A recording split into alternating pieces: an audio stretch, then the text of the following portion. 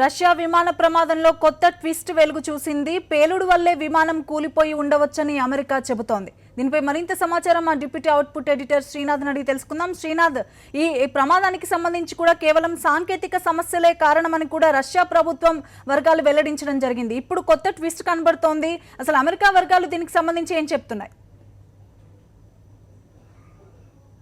ప్రమాదంలో 224 మంది చనిపోయారు. ఈ ప్రమాదం జరిగినప్పుడు మొదటి నుంచి కూడా రష్యా కానీ, ప్రమాదం జరిగిన దేశమైన ఈజిప్ట్ కానీ, రెండు దేశాలు కూడా కూడబలుకొని ఒకటే మాట చెప్తున్నాయి, ఇది కేవలం సాంకేతిక సమస్యలతోటే కూలిందని. ఇప్పటి వరకు మొత్తం రష్యా మీడియా కానీ, అంతర్జాతీయ మీడియా కూడా రష్యా చెప్పిన వాదన్నే అంగీకరించి ప్రచారం చేసింది. అయితే ఇవాళ అమెరికా తర్వాత యూరప్ దేశాలు, బ్రిటన్ కానీ ఇతర యూరప్ దేశాలు కూడా సంయుక్తంగా ఆ వర్గాలు ఏం ప్రకటించాయంటే, ఇది ఖచ్చితంగా సాంకేతిక సమస్యలతో కూలిన ప్రమాదం కాదు, ఈ ప్రమాదం వెనుక ఒక దుర్ఘటన ఉండొచ్చు, ఒక కుట్ర ఉండొచ్చు అని స్పష్టం చేశాయి. అమెరికా వర్గాలు అయితే స్పష్టంగా ఏం చెప్పారంటే, ఒక భారీ పేలుడు వల్లే ఈ ప్రమాదం జరిగింది తప్ప ఇది సాంకేతికంగా జరిగింది కాదని స్పష్టంగా వెల్లడించింది.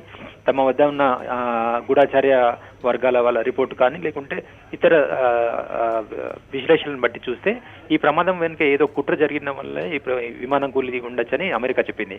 మొదటి నుంచి కూడా ఈ కూలిన ప్రాంతం ఈజిప్ట్లోని షెనాయ్ అనే ద్వీపం. ఆ షెనాయ్ అనే ద్వీపకల్పం దగ్గర ఆ ఏరియా అంతా కూడా ఇప్పటికీ ఐసిస్ ఆధీనంలో ఉంది. ఐసిస్ బలంగా ఉంది. ఈజిప్ట్లోని ఈ ప్రాంతంలో ఐసిస్ చాలా బలంగా ఉంది. తర్వాత ఐసిస్ కూడా విమానం కూలిన రోజే ఖచ్చితంగా ఏం ప్రకటన చేసిందంటే, ఈ దుర్ఘటనకు మేమే కారణం, మేమే కూల్చామని చెప్పినా కానీ ఐసిస్ బలపడితే తమ దేశంలో ఒక రకమైన భయభ్రాంతులు గురవుతారన్న ఉద్దేశంతో రష్యా మీడియా దీన్ని కొట్టేస్తూ వచ్చింది.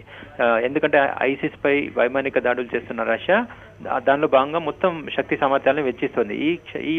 ఈ సమయంలో ఐసిస్ చేసిందని చెబితే తమ దేశంలో వ్యతిరేకత వస్తుందన్న ఉద్దేశంతో ఐసిస్ దీన్ని ఖండించింది. అయితే ఇప్పుడు అమెరికా వెల్లడించిన దాన్ని బట్టి, అమెరికా వర్గాలు వెల్లడించిన దాన్ని బట్టి చూస్తే ఖచ్చితంగా ఈ దుర్ఘటన వెనుక ఐసిస్ ఉందని చెప్పొచ్చు. తరంగిణి. ఓకే శ్రీనాథ్.